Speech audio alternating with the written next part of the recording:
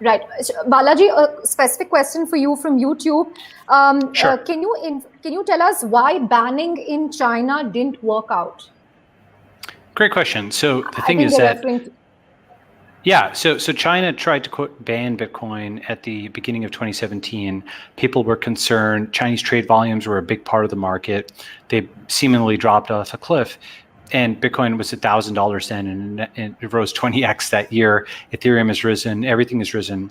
And the reason is that cryptocurrencies are set up in such a way that they're basically impossible to ban. The text files that hold cryptocurrencies, basically it's 12 words. With those 12 words, you could hold $1 billion in Bitcoin or in Ethereum. And you can, to actually quote ban them from a country, you would need to magnetically erase or degauss all hard drives. You would need to stop all communication coming into and out of the country, including physical mail, where you could put 12 words on it.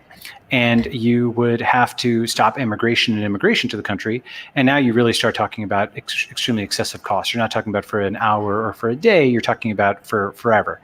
And that would be the level that would be needed to truly stop cryptocurrency. So that's why the quote China ban didn't actually stop it. In fact, many Chinese government officials hold cryptocurrency. OTC trades are quite a big deal there.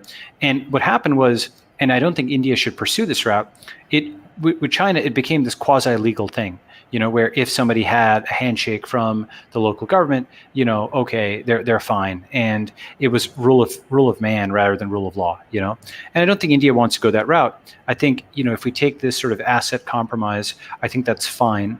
That's a V1. We will be able to build the industry. We won't have everything shut down. I think Nishal and Sumit would both go with that, if I'm not mistaken.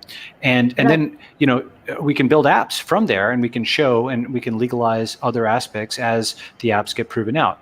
I think that's probably the right approach, and that's why the ban didn't work in China, because you can't ban this technology. It's basically like banning water or banning air. It's decentralized enough.